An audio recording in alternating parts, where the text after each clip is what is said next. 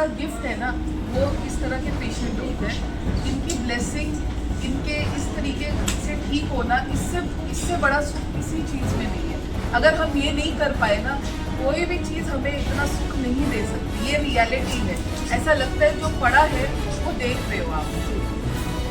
Hospital Manesar को मिली नई कामयाबी। सिर और गर्दन के स्टेज 4 कैंसर से पीड़ित 38 वर्षीय मरीज का फोर्टिस अस्पताल मानेसर में टारगेटेड ओरल थेरेपी से सफल उपचार।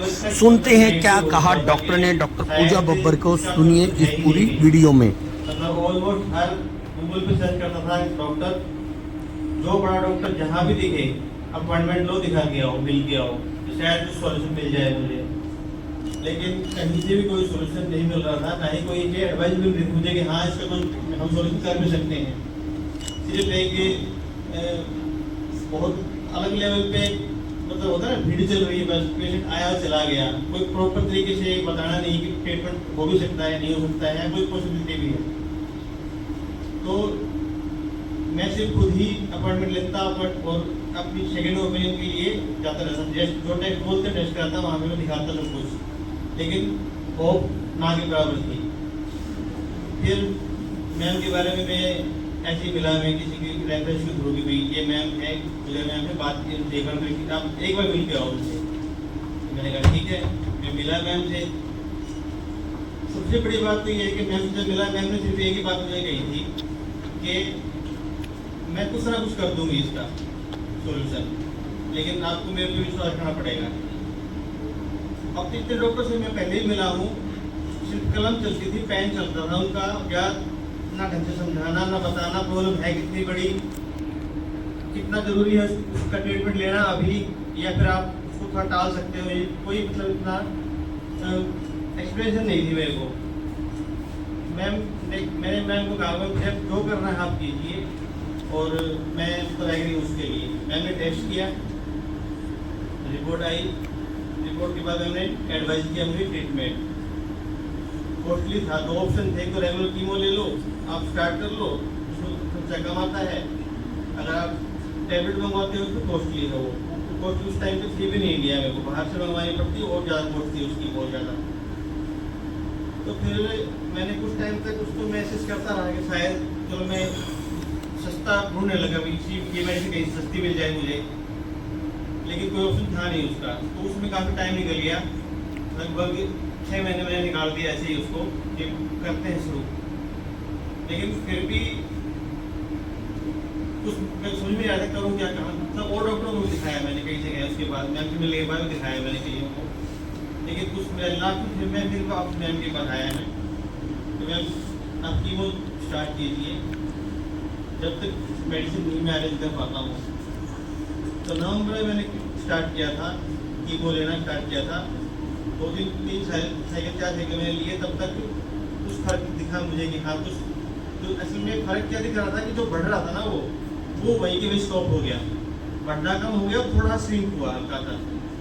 तो मुझे ये फील हुआ कि हाँ कुछ तो ट्रीटमेंट है मैम के पास, कुछ तो ऐसा है जो इन्होंने तो उसको रोक दिया वहीं के वहीं, और थोड़ा श्रिंक भी हुआ है, कहीं 5% का 10% कम हुआ हो।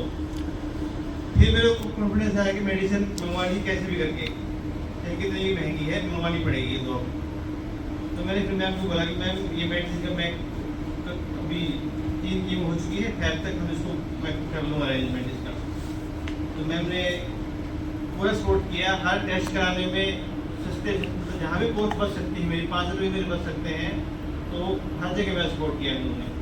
मैंने मेडिसिन ऑर्डर के लिए मैम को बोला, मेडिसिन जैसी मेडिसिन आई है, कीमो मेरे साथ चल ही रहा था, कीमो के साथ ही लेना था, मैंने मुझे एडवाइस किया वैसे ही।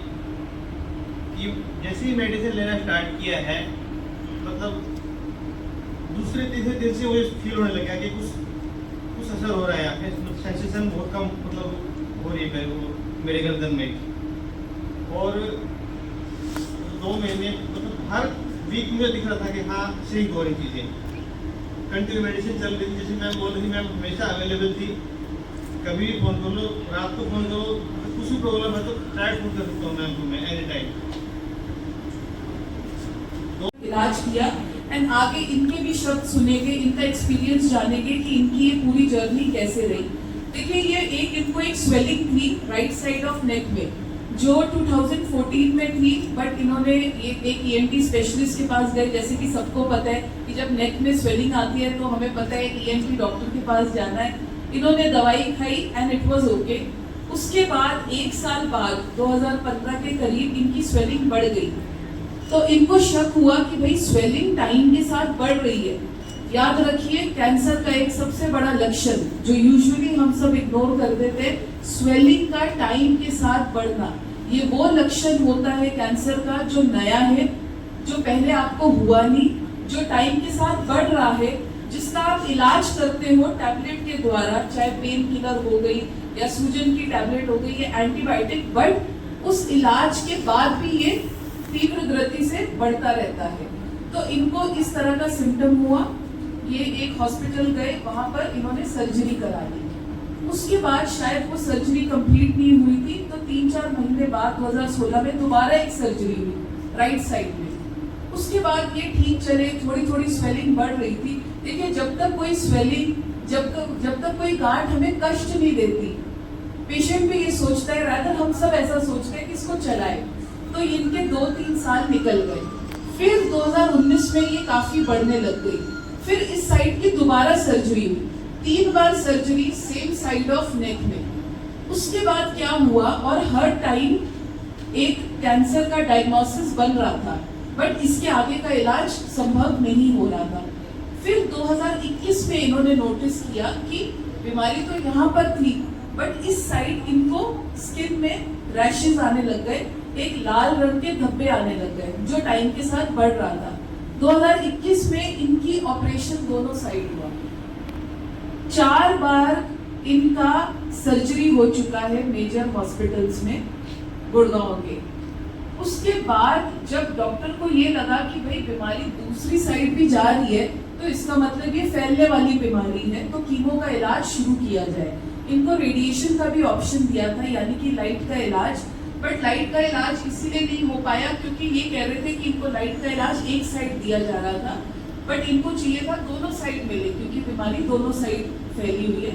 तो इनको वो इलाज समझ नहीं आया, तो इसलिए कीमोथेरेपी का ट्रीटमेंट शुरू हुआ किसी और हॉस्पिटल में, जयपुर के किसी हॉस्पिटल में शुरू हुआ। 4 से 5 कीमोथेरेपी ली। कीमो के दौरान इनकी बीमारी धीरे धीरे बढ़ने लगी, इनको इतना आराम नहीं आया, तो इन्होंने 2022-23 ट्रीटमेंट नहीं लिया, क्योंकि इन्हें लगा बीमारी तो कम हो नहीं रही, 4-5 बार सर्जरी करा चुका हूँ, कीमो ले चुका हूँ, कुछ फर्क तो आ नहीं रहा। फिर ये मुझसे 1 साल पहले मिले थे, 1-1.5 साल पहले, तो मैंने इनकी बीमारी देखी। मैंने कहा देखिए, अगर आप इस गांठ का परमानेंट सॉल्यूशन चाहते हो, यानी कि ये गांठ एक तो खत्म हो और वापस ना आए, तो पहले इसकी बायोप्सी करते हैं, ये पता लगाते हैं ये गांठ आपको क्यों हुई। क्योंकि कीमोथेरेपी क्या करेगा कि जो गांठ है ऑलरेडी, वो उसको, उसकी जो कोशिकाएं हैं कैंसर की, उसको मारेगा, बट इसकी वजह क्या है, यानी कि कौन से जीन म्यूटेशन, यानी कौन से जीन के सही ढंग से काम नहीं करने की वजह से, कौन से एबनॉर्मल ग्रोथ सिग्नल्स यानी तीव्र गति से जो कैंसर की कोशिकाएं बढ़ रही है, ये सिग्नल देने वाली कौन सी जीन है, इसका पता लगाओ। और क्या हम उस जीन को रोक सकते हैं, उसका रोकथाम कर सकते हैं, या इंजेक्शन के माध्यम से या टैबलेट के माध्यम से। इस टेस्ट को हम कहते हैं molecular next generation sequencing test, यानी कि पेशेंट की जो बायोप्सी, ट्यूमर के टुकड़े को लैब में लेके जाना, उस टुकड़े में से वो खराब डीएनए को बाहर निकालना, उस खराब डीएनए में जो खराब जीन है, सारी की सारी जीन्स की स्टडी करना और उस जीन को आइडेंटिफाई करना जिस वजह से ये बीमारी हुई है। तो इनका ये टेस्ट हुआ। उस टेस्ट में एक NTRK नामक जीन निकली। ये 1 साल पहले की बात है। इसे न्यूरोट्रोपिक टायरोसिन काइनेज जीन कहते हैं। ये बहुत रेयर जीन है, ये 1 या 2% कैंसर में ही पाई जाती है, और यही जीन सिग्नल दे रही थी। और आप कीमोथेरेपी में जो पड़ा हुआ है, जो कैंसर की सेल्स खून में घूम रही है, आप उसे मार दोगे। 2-4 कैंसर की सेल्स मान लीजिए बच भी गई, उसको सिग्नल कौन दे रहा है? ये जीन। फिर वो 2-4 सेल फिर 8 हो जाएगी, 15 हो जाएगी, 20 होगी, फिर बढ़ जाएगी।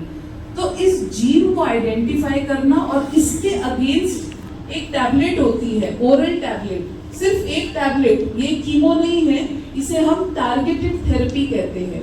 इसका नाम है एंट्रेक्टिनिब, इस टैबलेट का नाम। ये पहले यूएस में पाई जाती थी और अब ये इंडिया में भी अवेलेबल है। तो इनको ये इलाज मैंने समझा दिया था, बट उस टाइम जो आपकी बीमारी थी उसमें दर्द नहीं था, बीमारी दिख रही थी फेस में बट पेन नहीं था, इनको तकलीफ नहीं हो रही थी। तो इन्होंने सोचा कि दवाई महंगी है तो अभी ये ट्रीटमेंट थोड़ा डिले कर देते हैं। ये मुझसे अभी आप ये मान लीजिए नवंबर 2024 में दोबारा मिले और पेट स्कैन में यहाँ वाली जो बीमारी थी वो इतनी बढ़ गई थी, यहाँ से लेकर यहाँ तक। और जब ये आए थे इनकी कंप्लेंट क्या थी कि मुझे यहाँ पे दर्द होता है। देखिए, दर्द एक ऐसी कंप्लेंट है जिसकी वजह से ये आए हैं, बट जानने की बात ये है कि कैंसर के लक्षण में दर्द नहीं होता, कैंसर पेनलेस होता है। इसलिए शुरुआती इतने 8-9 साल में दर्द नहीं हुआ।